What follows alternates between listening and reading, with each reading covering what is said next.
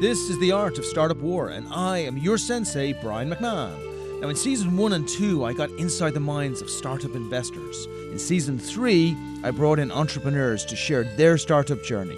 Here, in Season 4, we combine both, so you can hear investors critique the investment value proposition of individual companies. You're going to hear how investors make decisions to invest in startups, what makes a great entrepreneur, and how billion-dollar companies are built.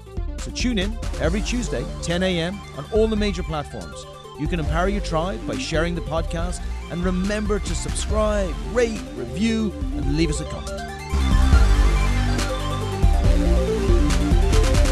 Good morning, it's Brian. You are on The Art of Startup War. It is another phenomenal Tuesday morning. I'm with another brilliant entrepreneur, and we are talking about how to turn phenomenal creativity into a billion-dollar business. Chris, welcome to the show. Thank you, sir. Thank you for having me, Brian. I'm honored. So there's a group of people who are listening today, and they want different things. So we've got investors who listen to the show regularly, and we've had many investments come directly from this show. I sometimes think it is the best pitch deck on the planet because investors get to see the real you, and they get to find out what the real situation with the business is and where you're trying to go in, and it just gets a little bit deeper. It's more, better than a little 12-page deck. Very appreciative. You also have entrepreneurs who are listening that are looking to grow their own businesses, and they want to get lessons from really good scaling entrepreneurs who are doing things properly.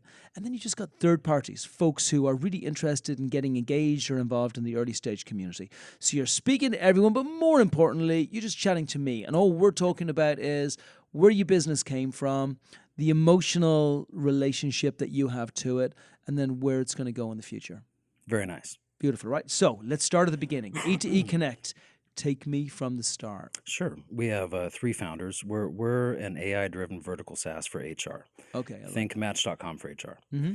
And the three founders each had our own perspective and motivation that we brought to the party. One, as a middle and senior manager, was out in the recruiting trail quite often, doing internal recruiting for a large organization. Our CTO, one of our co-founders, has a software company with 80 employees, and as somebody that is constantly engaging external recruiters, goes through the issue of trying to evaluate and onboard candidates. So he understood our value proposition. And after having about a decade in the IT industry, taking a sabbatical for about 3 years, coming back and re-entering industry myself, I encountered a problem, and I wasn't familiar with the term shelf life prior to that. But coming back, and my background is in predictive analytics. My shelf life is so over. I'm telling you, as was mine. I swear to God, if I came to me looking for a job, I'm like, "Were you crazy?" Well, my skill set is still very much in demand as a data scientist. I'm a mathematician. My background's in predictive analytics. However, one thing I encountered right off the bat as I tried to re-enter and reintegrate myself into the workforce was the barriers I came up against trying to make a resume fit to job postings. And those companies with whom I did engage, the companies where I had offers put forth going through the interview process, I found in those couple instances that there was a lack of what I now understand as cultural compatibility between my preferences as a job seeker and the organization, or in that case, the line manager's particular cultural that they permeate. So, we all brought our own perspective, and I'm a big believer in serendipity. And so serendipity kind of brought us together, and we spent, I want to say, a good year in R&D, more R and less D, trying to really research and get to the root of what is a systemic issue, because both as employers and job seekers and from the recruiting standpoint, we realized that there's a lot of inherent deficiencies in the system. Mm-hmm. And so we spent a year interfacing with SHRM, Society for Human Resource Managers. Down in San Diego, we have a huge biotech cluster, more startups in the software side than any other industry, by the way, and a huge aerospace industry as well. And so these are technical jobs where there's a constant demand. And what we found from HR professionals was that they had this insanely difficult time filling these positions. Something to the effect of 50% of technical jobs go unfilled in some organizations. A third of organizations, they have open positions that remain open for 12 weeks or more. And even the industry standard for that time to fill vacancy period in a technical job runs about 8 to 10 weeks. And, when you think about a company that's, say, 1,000 people strong, and say on an average year they're losing 150 people, that 8 to 10 week vacancy period adds up. And I've spoken to HR lead after HR lead, and But nobody's. what's causing it? It's a let's get into that because there really is. We came across what HR circles describe as the big issues they're facing, and there's about a half dozen of those. The high cost of recruiting, first and foremost. If you engage like a Robert Half, you're paying, or if you're 20 looking to grand, right? Straight easily up. to Yeah. start, 10 to 15% on average of It's a annual lot of salary. money. And recruiters deal with the same issue, external recruiters, as internal recruiters do within an organization.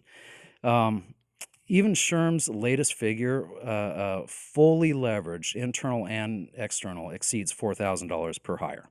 So, when you're looking at, say, a 10-week vacancy period, and $4,000 to actually source that person, and then on the back end of that, 49% of employees leave, new hires, within 18 months. So, this lost productivity, when someone leaves a job, that project doesn't come to a screeching halt, right? You have to pull in people from other projects. They have to wear a second hat. They're working longer hours trying to pull up the dead weight. And that has it's not really a tangible effect, but it has been studied. That results in people becoming increasingly disengaged from their job. And there's been studies about the impact of disengagement within the workforce. And I want to say it was Carnegie Mellon that found that companies that had a workforce that was completely engaged, fully engaged, as opposed to partially engaged or disengaged, that they experienced a productivity bump of about 202%. So this is a real issue at the organization level and across industry as well. So that's the high cost of recruiting. The inability to find good talent. Like I said, you have 35% of companies have positions that have stayed open for at least 12 weeks. There were some numbers that I pulled off of a staffing site. 56% of recruiters cannot make good hires because of the length of time to hire, and 54% just can't fill those positions with good candidates in the first place. The inability to retain new hires, this is an increasingly significant issue with a new generation entering the workforce now. And They even don't want a job for a long time. well, yeah, exactly. They're not even sure they're going to stay in their career, and they're not certain they're going to stay in their job. They expect, the numbers show that about half of new entrants only expect to be in their job about 1 to 3 years max. So that retention, not just new hires, but the retention of good talent is an issue in the industry as well.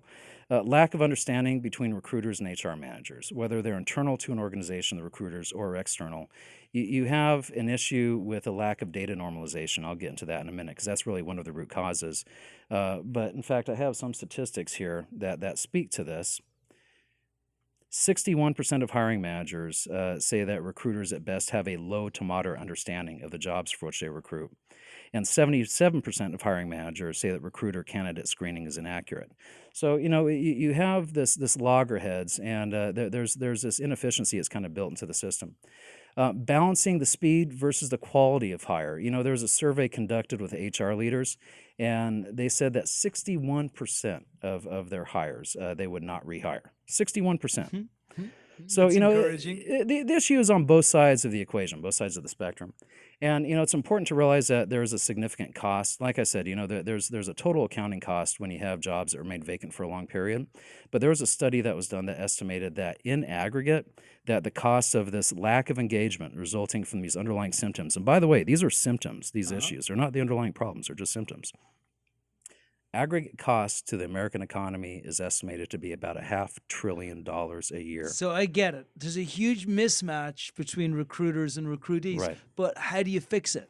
Well, How do here's you fix what it? here's what Because we set people out. have tried to fix this. Absolutely. And so just to put context with everybody listening to the show, those of you who've listened to our show before, you know that there are two types of people on the show. There are our cohort members that we've invested money into, of which we now have 42 companies. And then we would bring in a few companies on top of that we find very interesting, that we have not invested into, but we like to do our due diligence on the show. So it's awesome, right? I get to That's kill an two honor for mine, birds. Brian. Yeah, I get two birds at one stone. And you are with one leaf, right? Because we're in California, right? One Right, feather. right, I get right. two birds at one feather. And you get to share everything that you've got going on, which is wonderful, right? So Awesome for us. so this recruitment problem has existed since the beginning of time. And Correct. the mismatch has begun. And all of us know how huge it is. Yes. But how do you fix it? Well, we had to address the underlying issues, not the symptoms. What I described are all symptoms. So what we found, and again, this was about a year of analysis, we identified 4 underlying issues that were the primary factors driving this poor performance in hiring. First of all, resumes. Let's begin right there. A resume. You know who wrote the first resume? No. Leonardo da Vinci. Did he? What was the first resume? It was his resume, and it had to be an awesome one. He was Leonardo da Vinci, but we're talking about a 500-year-old technology, and we talk about a resume. Skip ahead to post-printing press. Skip ahead to, say, colonial America, and you had companies or you had businesses that would put a job notice in a window, and people would come up and respond to that job notice. Yeah, that's the same way that we're hiring people now in the 21st century. Okay. So the underlying technology really nothing hasn't has changed. Yeah, Nothing's changed. And, well, what we've done is we've automated it. And Bill Gates had 2 rules of technology, and the second one was if you automate an inefficient process, you just magnify the inefficiency. And that's what we've seen happen. So, the resume is a flawed messenger for several reasons. Everybody lies in their resume as a job seeker. Everyone's looking to position themselves to be that top candidate for evaluation, to be selected. So, the subjectivity to the resume, everybody is going to stretch the credulity of what skill sets they have to make sure to give them that competitive edge in the evaluation. Resumes are tailored to individual job postings. And these things are all going to spill over. It spills over into lack of privacy, and I'll get to that in a minute. But in short, about 50% of the job seekers in the market, SHRM considers to be passive job seekers, and they don't have a presence on Indeed. They don't have a presence on LinkedIn. What they do is they only crawl sites where they don't have to input any data. They take down the company information, then they tailor their resume and apply on the company's website. That's a full half of the job market. So, and that's because of the privacy concerns. But how do you fix it? Because it all gets back to the same thing. Like this has existed for a while. Absolutely. And whether you're like the Match or the Tinder or whatever it is, how do you fix the issue of being able to get people who are, we all know generally the best people are not searching. Right. So how do you get folks that are not searching their platform or your platform or any other platform to actually find the jobs which are right for them? And I'm going to get to that in 1 second. Lack of data normalization is absolutely huge. And by the way, with the privacy concerns, it's not just on the job seeker side. Think about it from the standpoint of an employer. You go to the current tools and solutions that are out there and you post your job or you post your requirements. What are you doing? You're telling all your competitors what your tech stack is that you're looking to develop. You're giving away a competitive edge by announcing to the world who you're looking to hire. So, the privacy issue really has an impact on both sides, on the industry side as well as the job seeker side. So privacy, resumes are a flawed messenger. Another huge issue is cultural compatibility, which I touched on. 49% of new hires, when they leave within 18 months, that's the number one reason they cite for leaving. And of course, then the fourth issue is a lack of data normalization, which is huge. You have that disconnect between HR and between hiring managers and recruiters. And this is why resumes are so ineffective. Let's say I'm applying for a job and say I'm a software engineer with 15 skills and you're looking for 5 of those. There are literally 3,003 different ways we can combine a subset of 5 of those 15 skills. And so people, especially the half of the job seekers in the market that are passive job seekers, the ones that do not put themselves out there, because once your privacy's gone, it's gone. You can't put the toothpaste back in the tube. They are chasing resumes, and it's such an inefficient process. It results in 2 analogies. One is like ships crossing in the night and fog.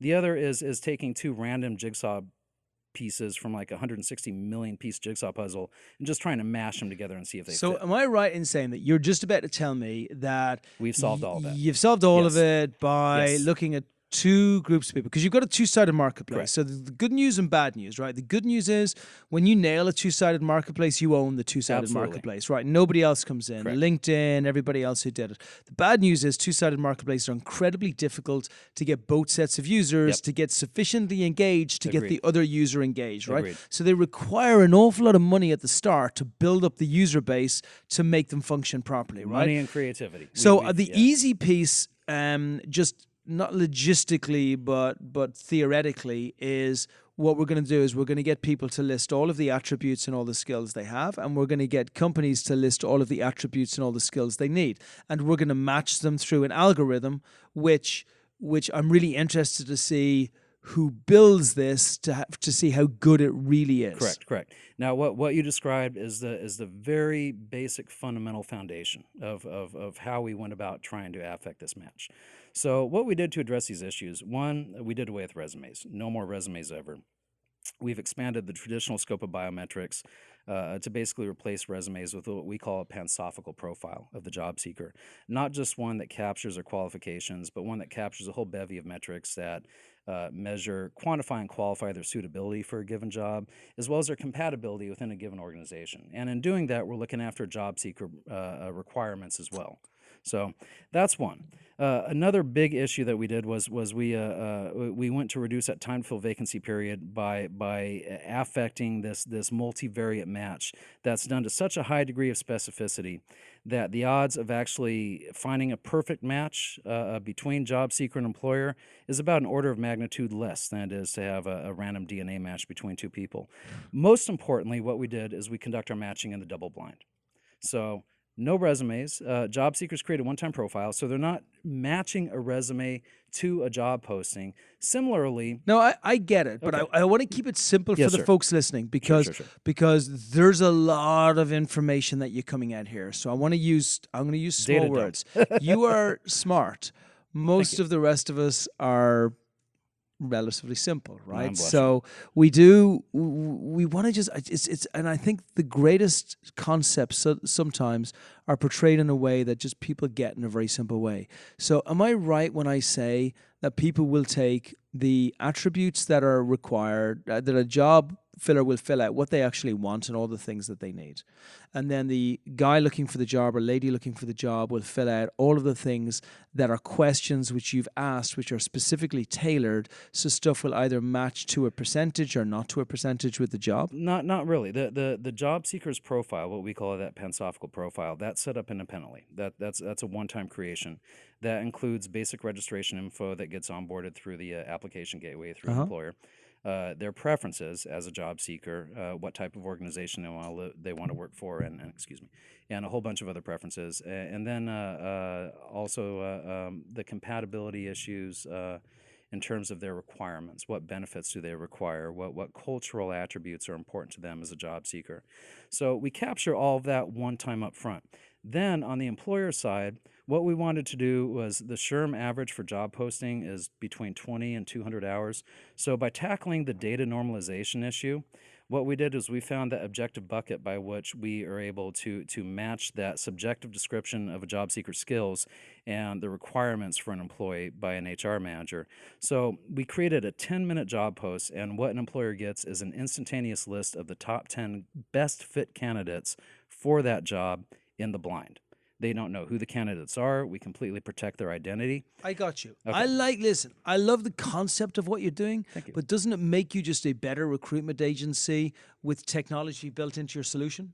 Well, except we're not looking to actually recruit. What we want to do, in fact, when we first developed this platform, our sole customer we had in mind was internal recruiters within large organizations, because our value proposition scales up for large organizations, and it allows small ones to recruit on the same foot as large organizations. Okay. However, about 3/4 of all placement is done through external recruiting agencies, and we realize it'd be foolish to exclude that large of the market. So we've reworked and refactored our pricing model, so we have a separate pricing model for external recruiters as well. In fact, we're just now in the process of reaching out and engaging staffing and recruiting agencies, because you hit on a salient point.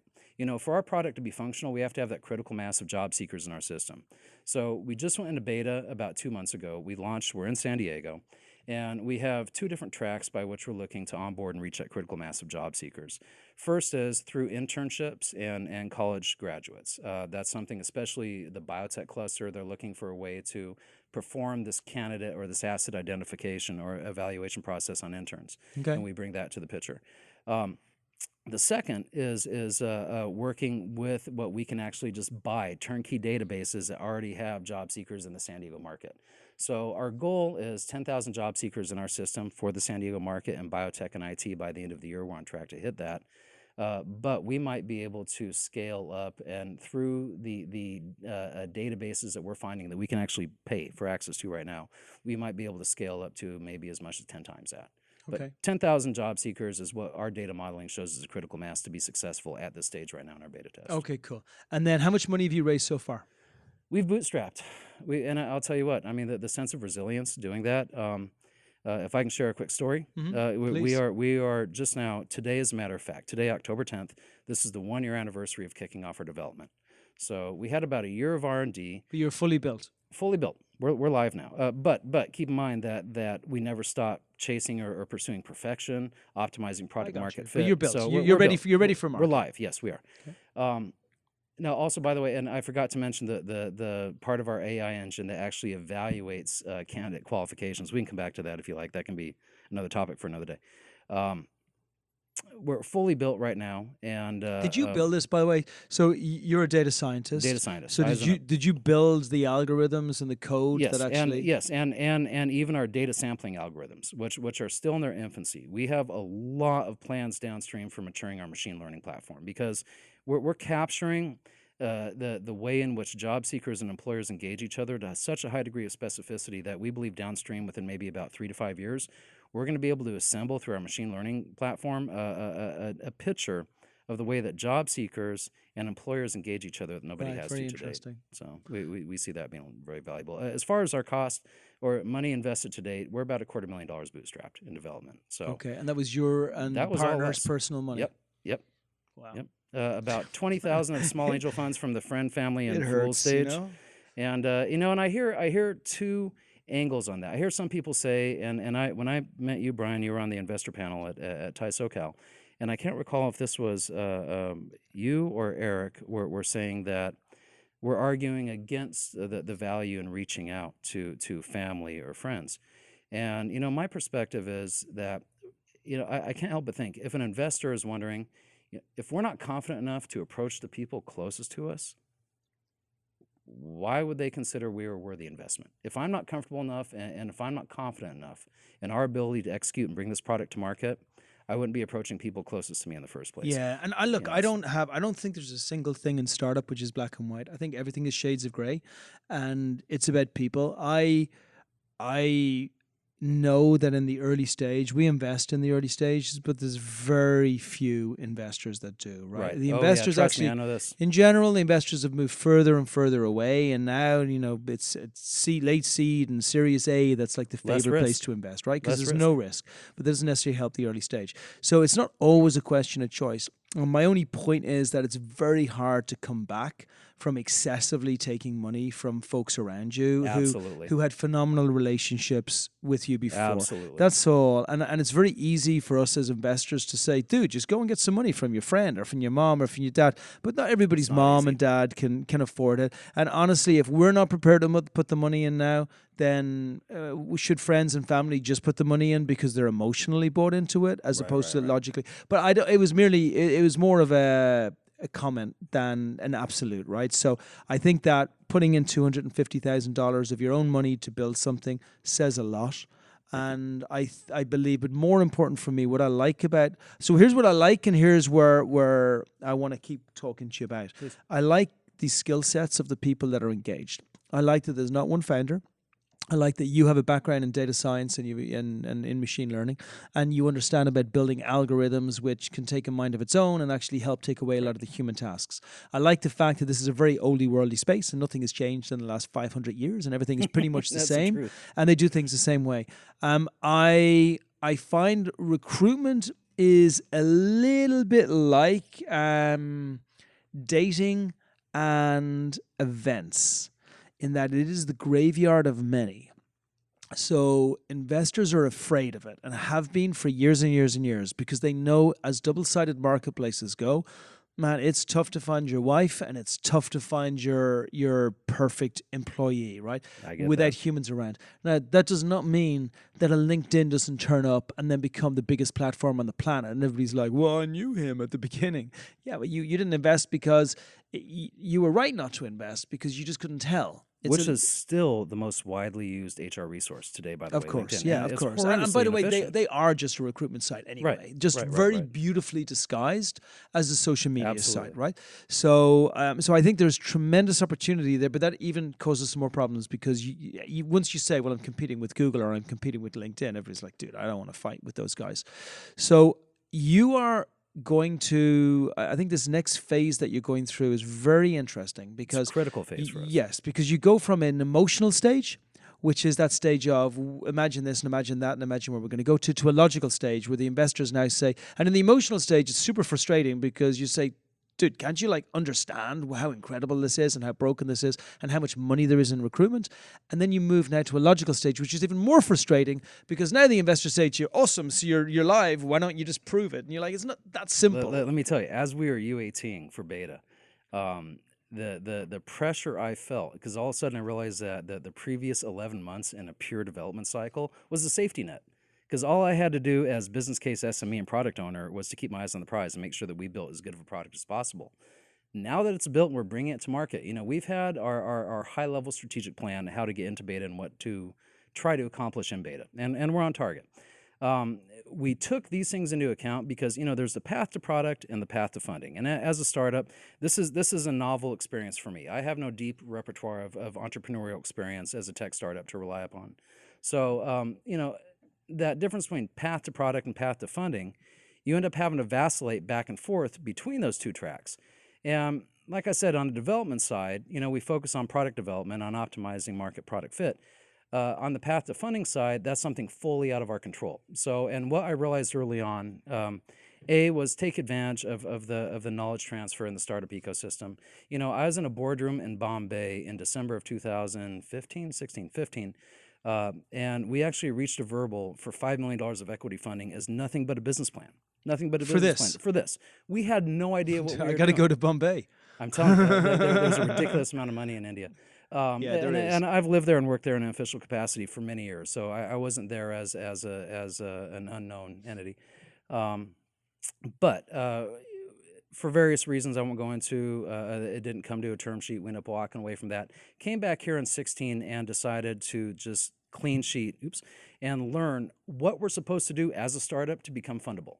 And so taking advantage of the knowledge centers like Connect and SDVG down in our ecosystem in San Diego, attending workshops where people are putting on presentations and telling us what we're supposed to be doing as a startup. That was a 6 to 9 month arc itself, just to learn the proper process. Awesome. So that's and we've been grinding away ever since. And I'll tell you what I've come to realize in the 3 years since, we can't control when we're going to get funded.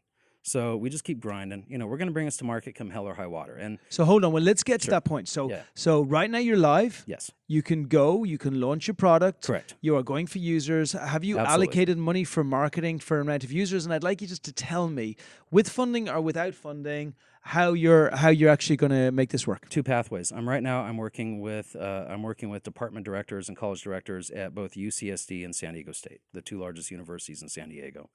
There is a dearth of tools out there to help connect interns in an effective matching process with internships that are out there. So we've included that into our vertical as well. So our student job seekers, we're relying to heavily populate our database. And then with money, we want to tap into these databases of people that are active in the job market as we have. If we can't get the funding in short order to dovetail with our marketing plan, I put that in air quotes, our marketing plan as it exists, we've already been in discussion. And let me just, I won't digress here, but I just want to share, I've pitched this to 2 companies. One is a Fortune 50 company, one is a Fortune 300 company. Both times I was given the opportunity to demo this to their global head of talent acquisition. Both times it got onboarded like this.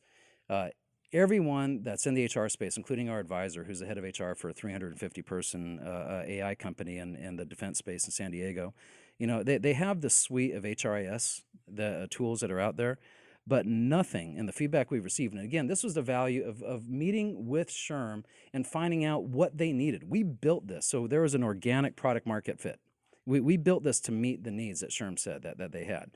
And so one of the things that we hear now when we demo this to HR people is that they have never seen a tool that focuses on the asset identification to the degree of specificity ours does. Our goal is to give them the best candidates to evaluate upstream to reduce that time to fill vacancy downstream. And in doing so, to help create the optimal fit, so we hopefully address those cultural and compatibility issues and target a reduction in turnover. So I got a question for you. Yes, sir. I'm interested in what you do. I like this, right? And we're going to continue this conversation going forward because I like the idea of it. There are 2 areas which I'm going to check. The first one is the actual AI and machine learning which is built into it, right? And we'll get rudimentary now. I mean, full disclosure. I mean, it's given what we did in our bootstrapping, we don't have an ML specialist. We have one full stack developer who has some AI background. So we don't have a mature data sampling model in yet. Right now, it's a purely algorithmic platform. But truth be told, I mean, all AI is algorithmic, and Of it's course, I understand based that. I understand that. functionality. Yeah. And then number two, I want you to give me a number of how many users you're going to have on the platform by the end of the year. On the job seeker side or on the employer Both. side? My target is 40 beta testers. And I say my target, but this is what we've agreed to. I This is understand. our consensus as a company. 40 beta testers on the employer side, 7,000 users on the job seeker Okay. side. Okay, by great. in December. That's our target. Okay, so that's what I'm holding you to now. So right now, you've got investors who are listening to you. Like I said, you've got startups and you've got third parties as well.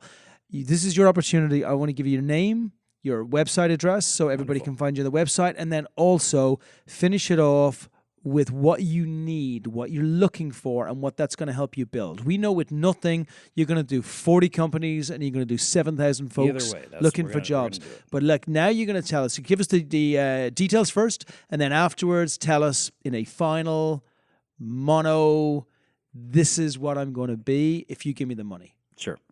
When you say a final mono, this is what I'm going to be. You're going to close this out with this. Okay, well, just give me a little bit of clarity. Tell on us that one. what you want. Oh, okay. So Just yeah, the you're ask, going to say to basically, him, you're yeah. So the ask and also why the ask is important. Got it. Okay. All right. Well, my name is Chris Knudson. I'm the managing director, interim CEO, and co-founder of E2E Connect and Pensophical Data Solutions. Our AI platform is called E2E Connect. We are looking for, at this stage, $1 million of seed capital to help fund further development, our next iteration of development in our ML platform, so we can start infusing that data sampling process into our AI, as well as to scale up through beta. Our goal is to scale up and just simply increase our user base. We want to do To how nothing but many? just users. So you're going to get $1 million. With no money, you're going to get 40 and you're going to get 7,000. What are you going to get with $1 million? With $1 million, we have For next about year. $500,000 in development costs in our budget. That's for our AI. We can So $500,000 in development and AI. $500,000. The other $500,000 is just a bucket between marketing and administrative, so we can actually scale up. Right now we have Okay, 6 cool. users, and we anticipate, or 6 developers, and we anticipate that we're going to have a great need for supporting our customers, and we don't even know how to begin. No, I feel you. And then, okay, email and web address for people to find you. Web address, e2econnect.net. That's echo to echo, number 2, echo to echo, e2econnect.net. And what else? That's it, my friend. Awesome. You got something really interesting. Email We're going to address. continue. And your email. info@e2econnect.net. And that'll get And sent that'll out come to straight the to you. proper- And everybody, as always on the show, you folks know you can always contact me here anytime. Thank you. Chris, it's been a pleasure having you. My honor. Thank you very well much. done. Congrats. You've built something sir. really good. Appreciate it. Make it amazing. Thank you. Will do. That's a wrap.